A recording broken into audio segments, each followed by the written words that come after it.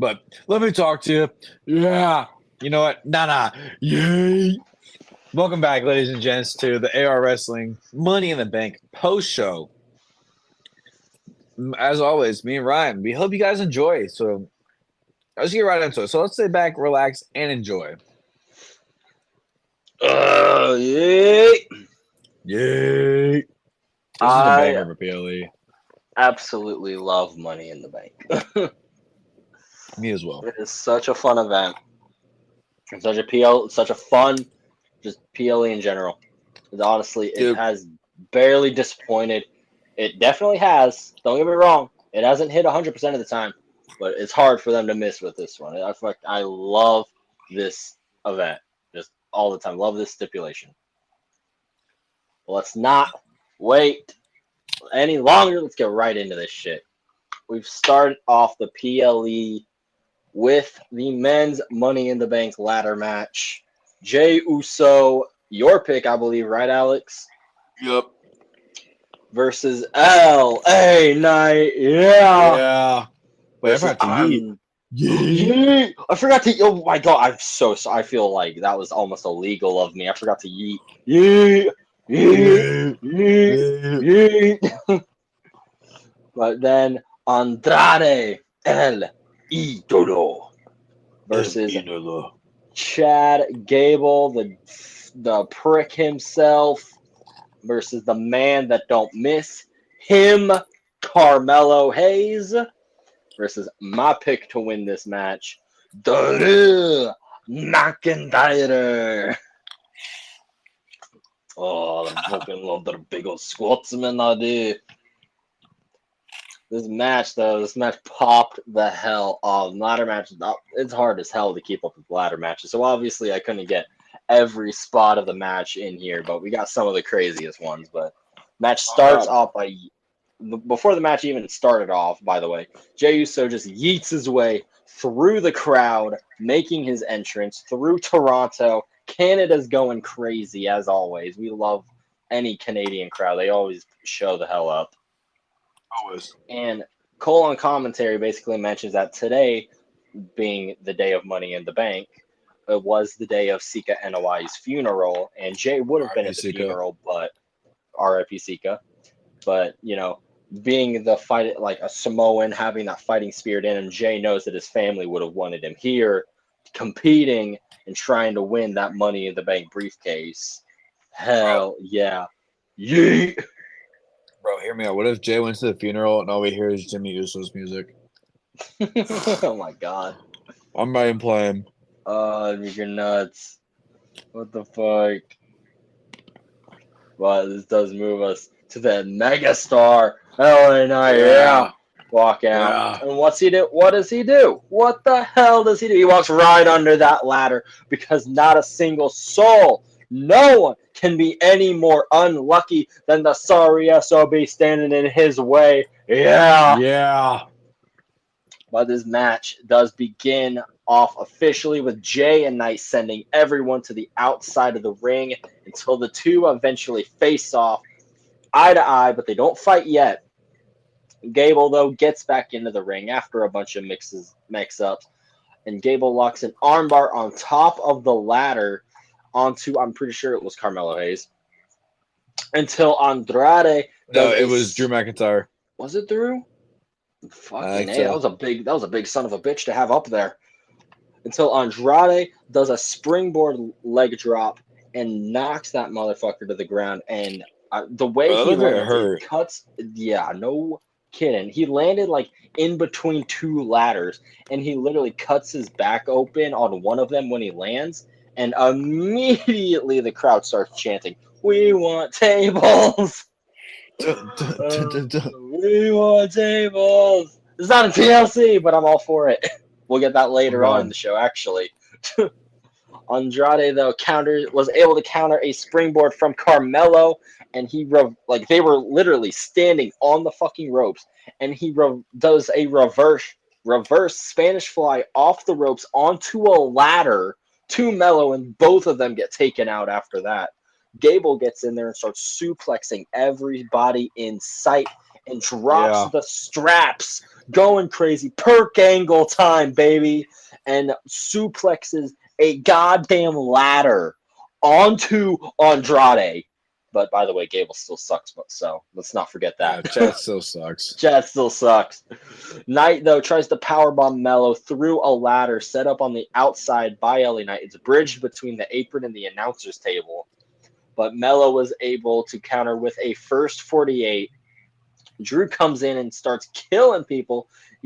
Gives Chad Gable a power bomb onto a ladder in the corner, a claymore to Andrade.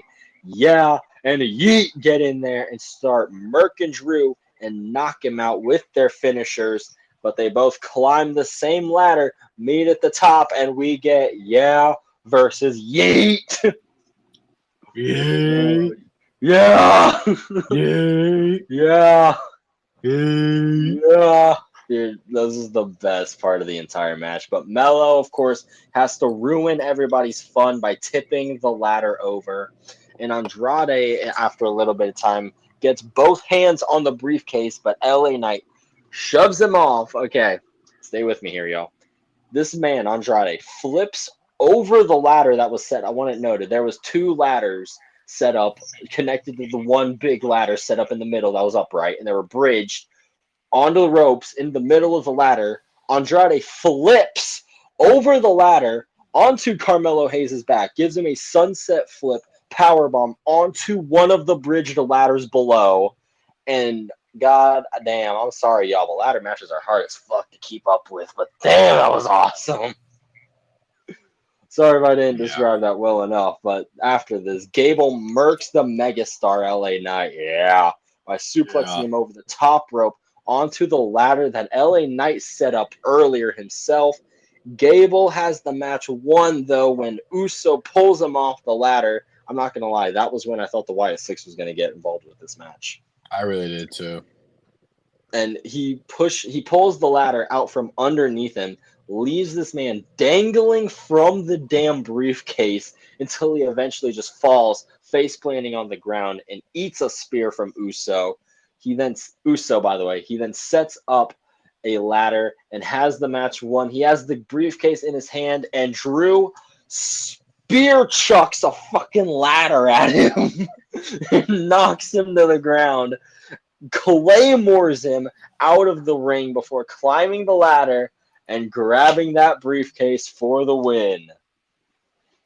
Drew damn McIntyre, baby. Drew McIntyre. Drew McIntyre. Dude's an absolute beast. Dude was an absolute beast. And I'd love actually to dive more into this, but the follow-up for it was like an hour later. Honestly.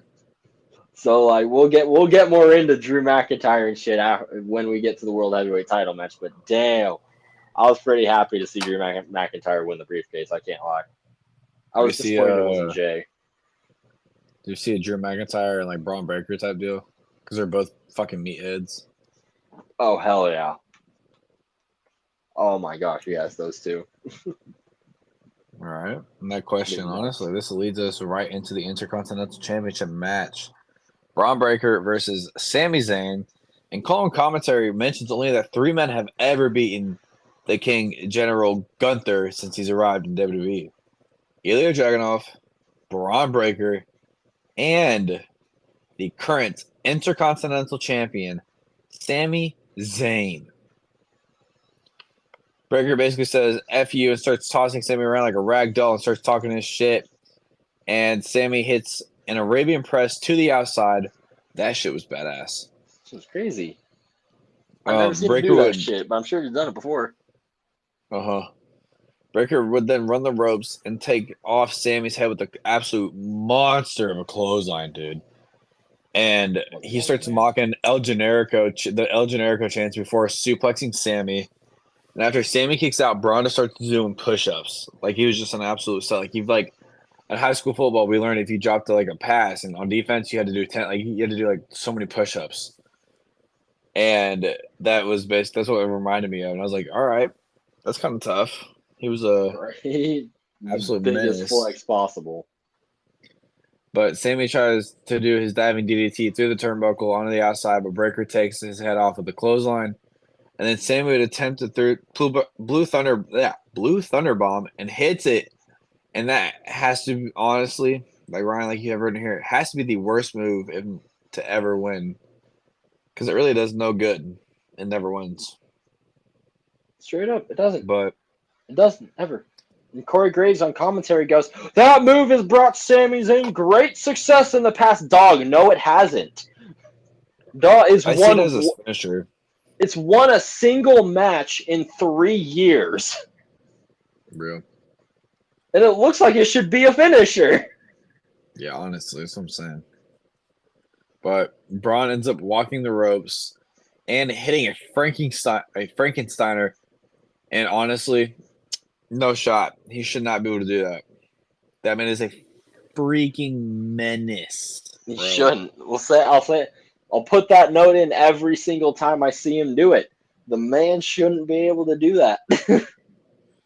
Right, and he potentially injured his knee leaping over the announce table, giving Sammy a clothesline like he has been on Raw, talking like Sheamus and Ludwig Kaiser. And he counters a haluva kick with the knee, only for Sammy to counter with a spear with the kick. And then Sammy was able to hit the haluva kick on a stun Braun Breaker for the W.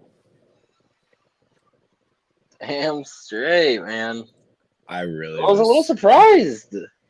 I was too. I was like, what are we doing here? Yeah, because he actually I think I mentioned it in our pre-show prediction. I had Sami Zayn winning this match, but I had him winning it. If I had him winning, it was going to be by a millimeter. Like he was going to squeak by with a roll up after Breaker was absolutely murking him. But it was Sammy was fighting back good in this match. It was a good back and forth. Oh, I agree. I'm still holding out though that Breaker will win that title at hopefully SummerSlam. I hope SummerSlam too, dude. Where I think it's time to push this dude to the damn moon. I really do. I think he's got what it takes. Got them Steiner jeans. He's got them Steiner jeans.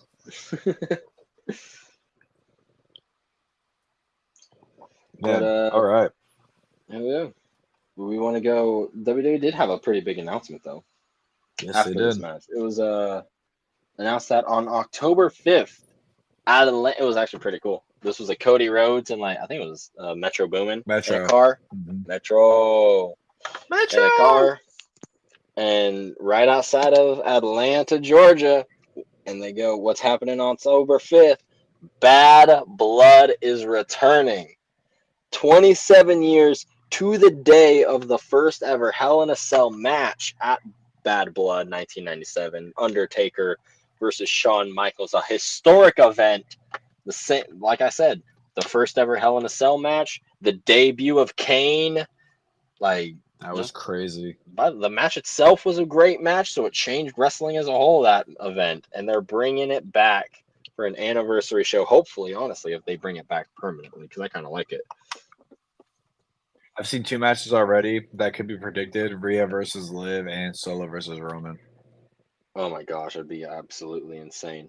They've already mentioned that they want to do a potential Hell in a Cell match on that show, and I can think of at least a couple of matches that could be in the cell by that point.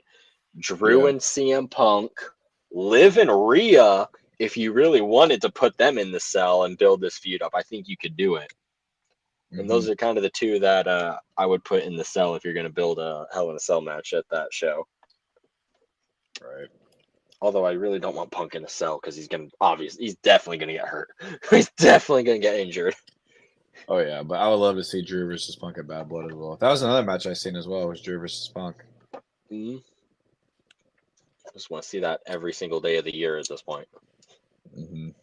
But as we were in Canada, Trish Stratus was the host of Money in the Bank. She comes out and runs down some things she's done in her career at that arena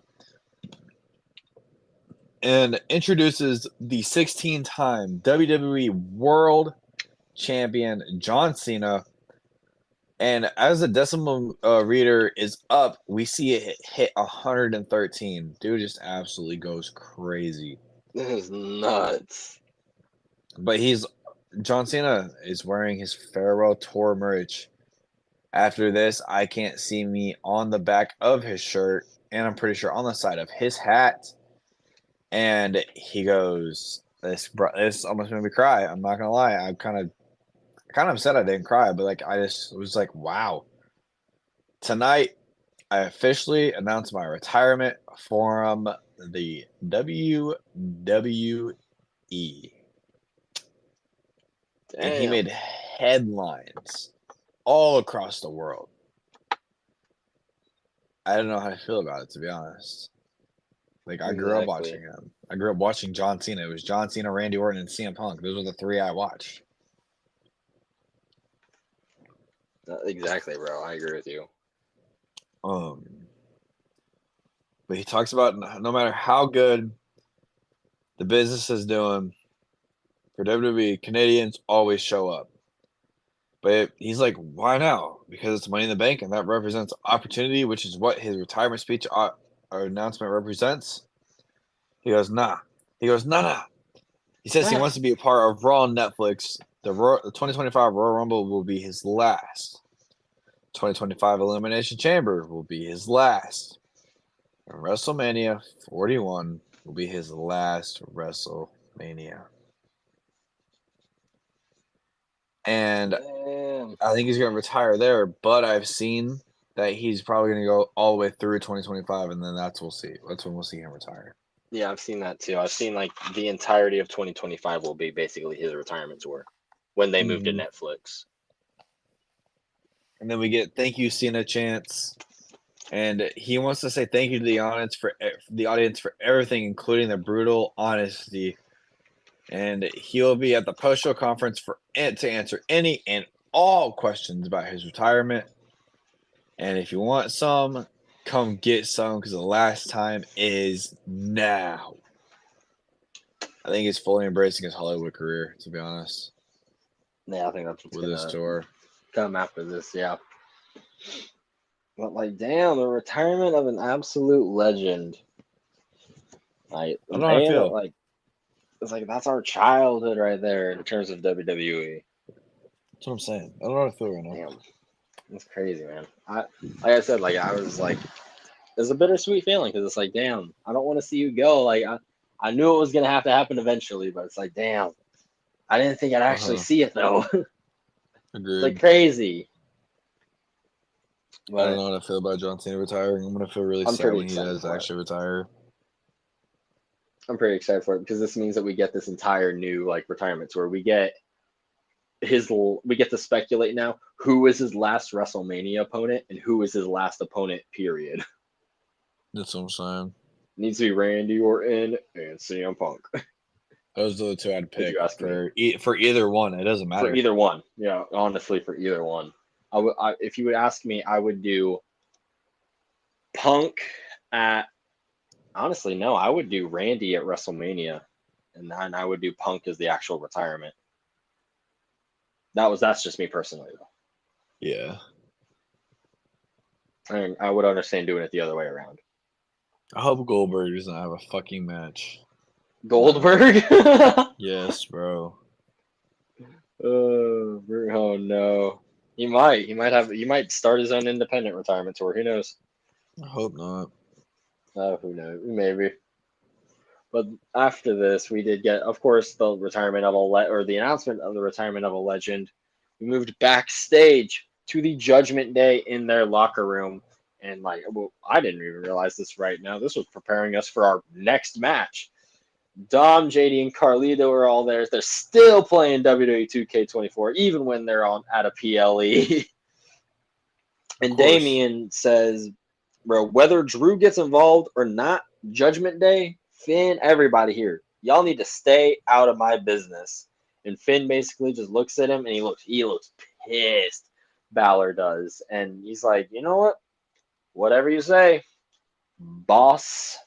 As Damian walks away, and the tension is building And who knows? That honestly gave me the feeling that like maybe Damian might get kicked out via this match, because if he doesn't win, he's out of Judgment Day.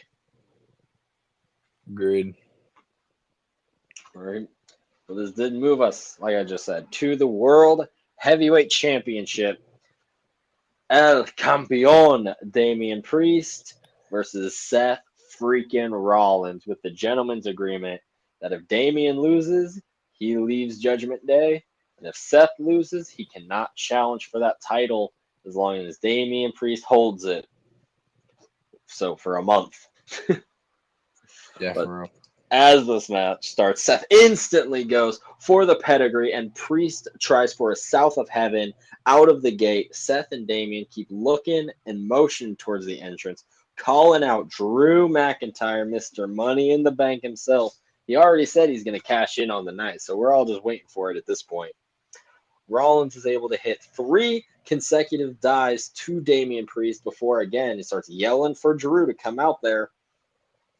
Rollins then lands a cool little combo that I've never seen him do before. He does a senton bomb and a lion salt to Damian Priest. Seth's throwing in some new offensive moves during this entire match. It was thrown in there on commentary too by Corey, I'm pretty sure. He said something about it. But Seth Rollins was able to counter a South of Heaven with a Hurricane Rana, but still eats a massive clothesline. Seth was able to get up and give Damian a buckle bomb, but he no-sells that motherfucker, plants Seth in the ground with a power bomb for a near fall. Seth and Damian then get up and they start trading big kicks and heavy shots. Damian gets the better of Seth, and he is able to counter a pedigree again and hits a South of Heaven, but Seth hits him with a stomp right afterwards, countering that thing. I forgot to put that down. And after Damian is like knocked out, he's kind of on the ground stunned. Seth starts yelling at him. He's like, come on, get up and fight me. Get up and stand on your own 2 feet and fight me like a man. And I kind of got the feeling, they kind of mentioned it on commentary. It's like, damn, Seth's kind of acting like a kind of a dick here. Like, damn, is this signs of a Seth Rollins heel turn? Like I said, he needs to reevaluate himself, dude. I think this could be like, I would really like to see a new heel version of Seth Rollins. I think he's such a good heel. Just period. Oh my god, he is. He is a very good heel. Fucking love this dude. But Yeah. Damian was able to hit the Razor's Edge after Seth starts yelling at him. He like fires out of that shit, man. Like, man, shut the hell up. Seth was able, this was the hard part of the match to watch. Seth was able to hit a superplex off the top rope to Damian and a Falcon Arrow, a combo that he's hit 1,000,000 times. But after the Falcon Arrow, he went for the pin, and the ref counted 1, 2, and Damian didn't kick out at all. He should have counted 3, and Seth should have won that world title. I can't lie. Seth should be champion. Seth needs to be champ right now. I'm upset he's not. Nope. Like I said, Damian didn't kick out. He didn't move at all. So the ref kind of just had to stop his count at 2. I was kind of confused when he did that.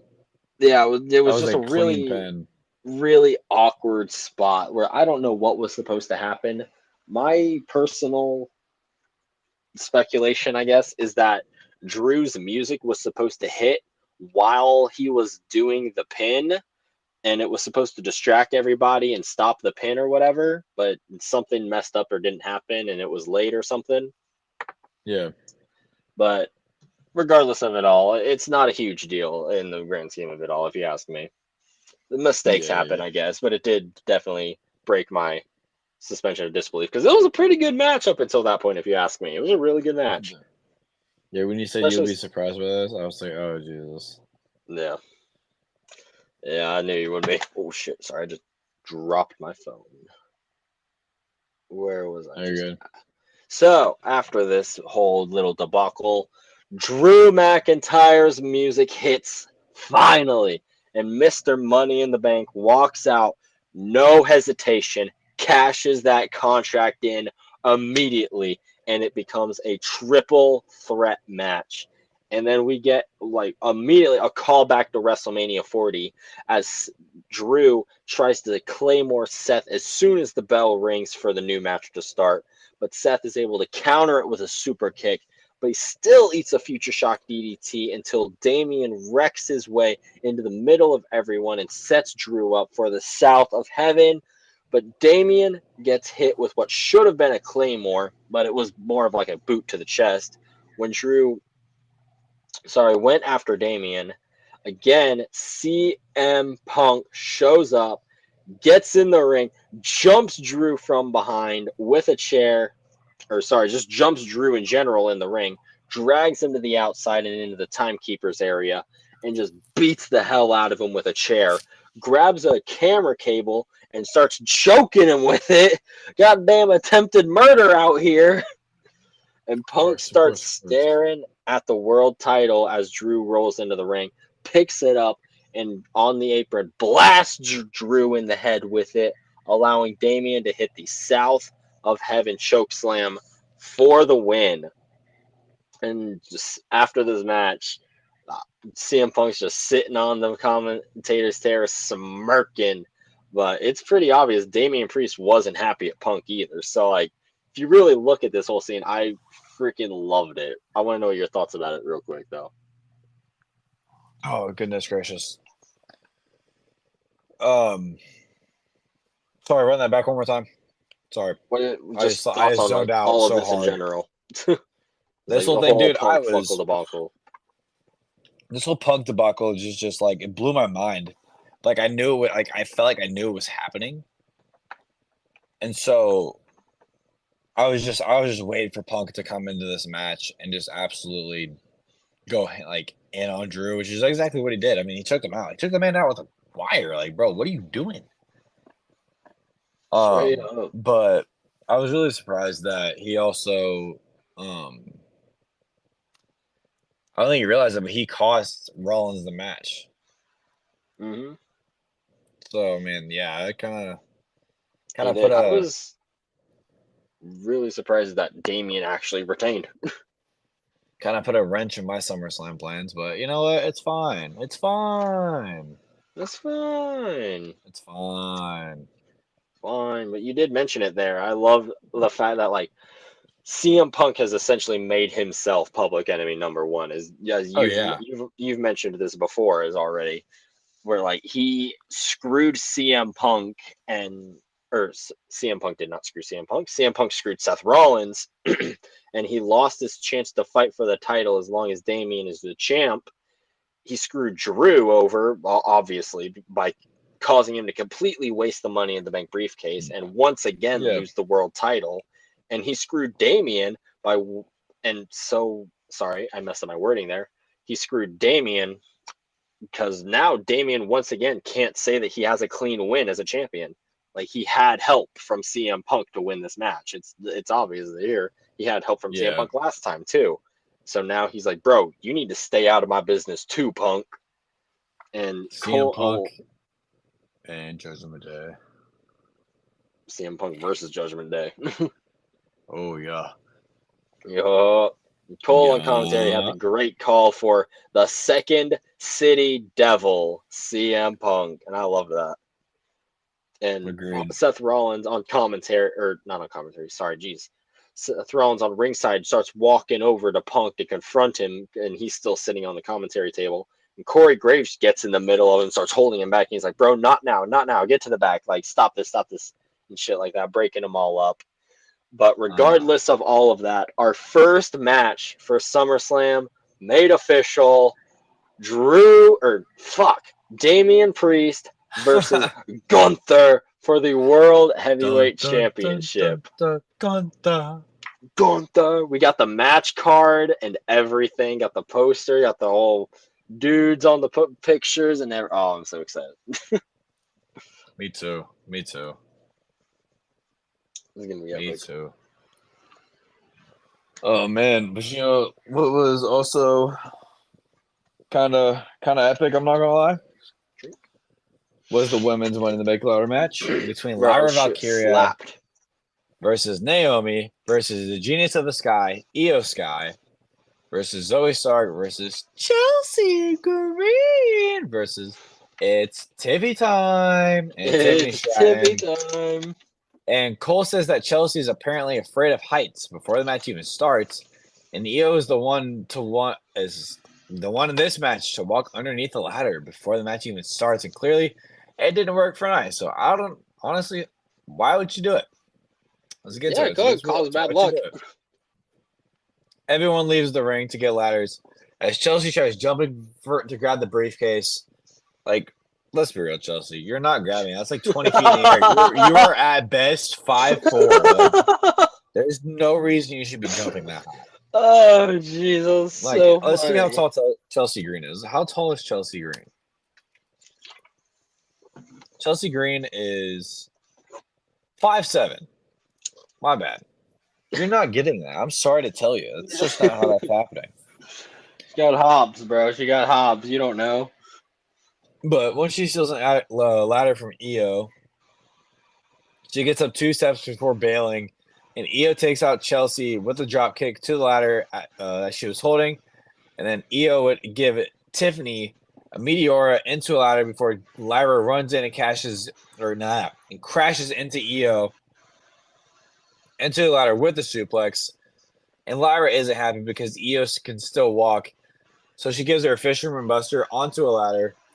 Zoe runs in and starts taking out Lyra as she lays her down on a ladder and tries a corkscrew move, but whiffs it absolutely just horribly and clipped the back of her head on the ladder. And Naomi takes out a key. Wait. No shit. Takes out. What was I supposed to say? Io. Takes out Io. Where did I lost it? Hold on. Takes out Io with a split leg drop and split legged moonsault onto the ladder. And Tiffany gave Naomi a freaking Alabama slam onto a ladder. That was absolutely insane. And takes out everybody with a moonsault onto the outside, and her hip crashed right onto the floor as she landed. Absolutely just fucking murdered her hip, dude.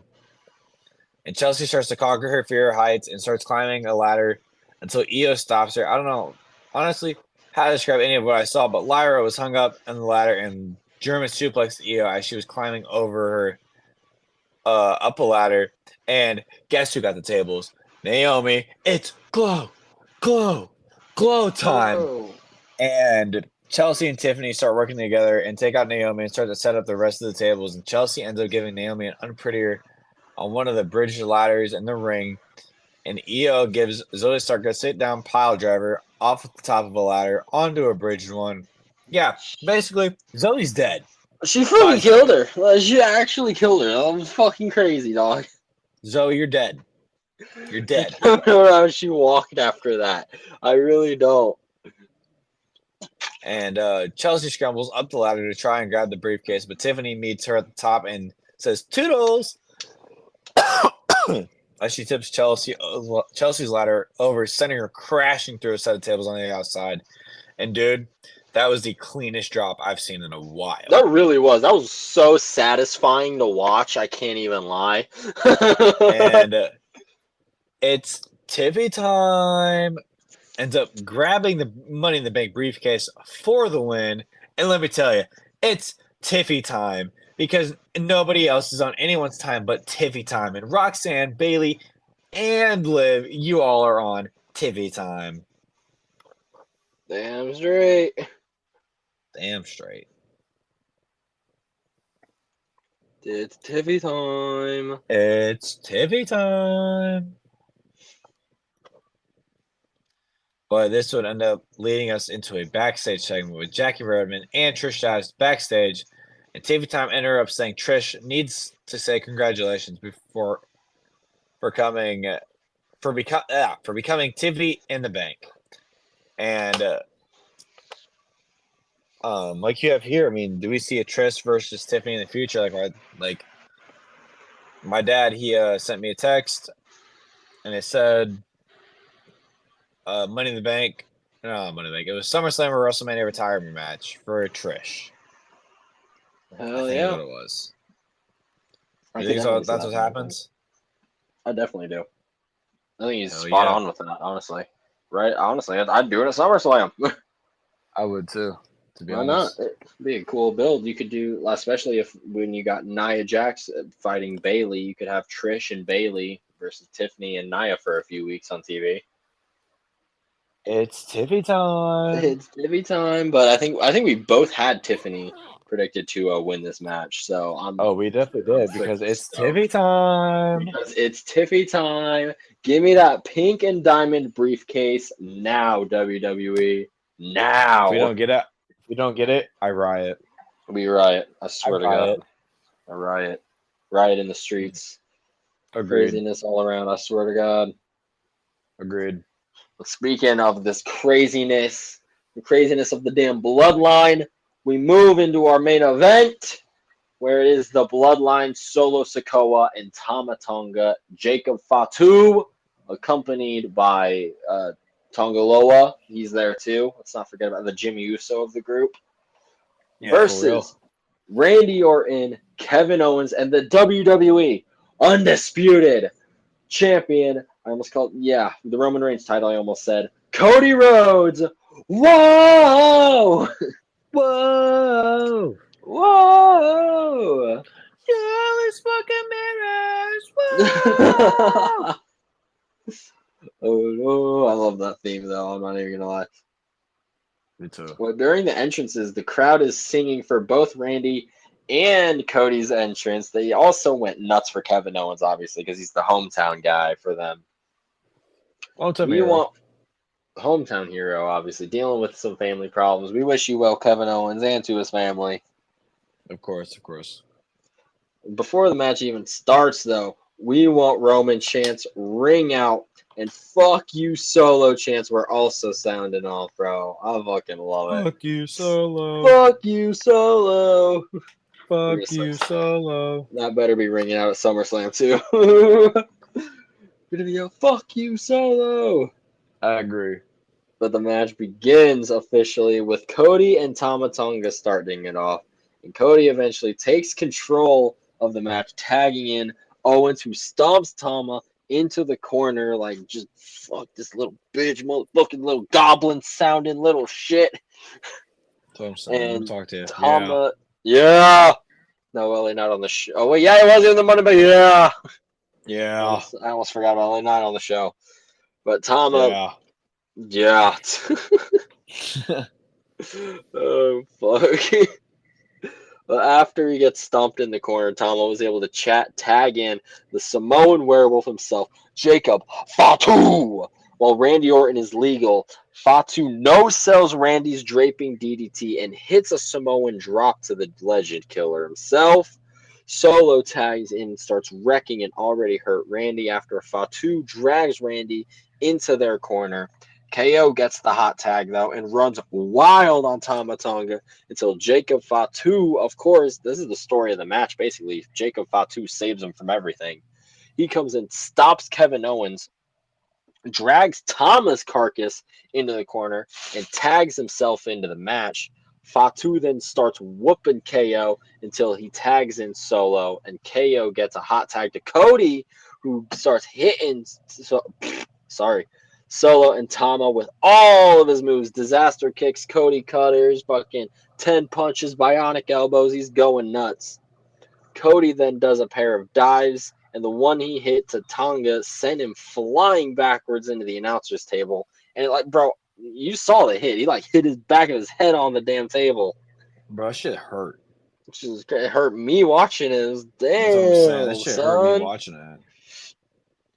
Cody then was able to send Fatu into the timekeeper's area where he hits the doctor. Here's the damn doctor. Nobody is safe. I swear to God. Solo then gives Cody a spear. A Roman Reigns spear in the damn ring for a near fall. But then later on, Solo was able to counter a pedigree to spike the referee and take him out. Cody was able to hit the crossroads. KO hits a frog splash, and Randy hits an RKO. All of this to Solo Sikoa. They got the match won at that point. Cody and friends, that should be a new TV show, tried to give Solo a triple power bomb but Fatu stops that and ends up hitting the ref again. He like kneed him into the steps or whatever it was, but it looked brutal as shit. KO though splashes Jacob through the announcer's table, so we're just going crazy at this point. Which is when Tonga Loa stops KO. He's in the damn ring, and he's got like Tama Tonga lifted up, and he was gonna give him a package pile driver if only. But then Tonga comes in and he tries to hit him in the dick one time and misses, which was fucking hilarious. So he has to hit him again in the dick. 2 dick punches in one match to Kevin Owens, and he's down and he's just dead. He's got no more kids coming for the rest of his life. Hell no. Randy then, nah. But Randy was able to take out both members of the Gorillas of Destiny with RKOs until Solo was able to take him out with a damn Samoan spike. Until Cody hits 2 crossroads to Solo, but Jacob Fatu stops the third with this crazy ass top rope move, looking like a damn Beyblade spinning through the air. He drills an Impaler. Drills the Impaler DDT, which should honestly just be his finisher. Why not? Jacob then holds up Cody for Solo to give him the Samoan spike, and the new quote-unquote tribal chief pinned Cody for the win. I need to get a drink after that. But damn. Seems like this is the new match set up for SummerSlam. Solo versus Cody. This is the match set for SummerSlam. Agreed. It's gonna be nuts. Honestly, like I wouldn't even be completely upset. I like the idea of Jacob Fatu being the main event guy now for the Bloodline. I want to see Cody Rhodes versus Jacob Fatu more than Cody versus Solo. This was the thing that WWE was scared of, and that's exactly why they didn't want to debut Jacob for so long. Exactly. Was that Jacob was getting more with the publicity than Solo. Mm-hmm. That's exactly what they're worried about. And honestly, it's kind of... You know how you avoid that? Is you book Solo better. On God. You make Solo, like, come across like an actual, like, threat or whatever. And just Jacob Fatu, though, he's just on a different level. Agreed. What did... I think we both predicted Bloodline was winning this match as well. So we got almost perfect predictions on this one. That's what I'm saying. Hell yeah, bro. Hell yeah. I ain't got much else to add to the Money in the Bank pre-show or post-show. Sorry. I don't either. I didn't covered either. Most of it. All right. Thank you. Hell yeah. Yeah, got all of it. So thank you, ladies and gentlemen, for listening to this episode of the AR Wrestling Podcast, where we reviewed everything that happened on Money in the Bank 2024. We should be back on like a more regular like upload schedule now in the next coming weeks, now that all this like craziness is over and shit like that. 4th of July, America, rah! America, rah! Make sure y'all follow our socials. Our Twitter is AR Wrestling _. Our Instagram is AR Wrestling _. We are on Spotify, Apple Podcasts, and iHeartRadio at AR Wrestling Podcast. Our YouTube channel's name is just AR Wrestling. Make sure y'all go and subscribe. We will have SummerSlam vlog up when we go because we already going, confirmed. Yes, sir. Yes, sir. Yeah. Yeah. So once again, yeah. So once again, thank you, ladies and gentlemen. We will catch you all next time. Thank you.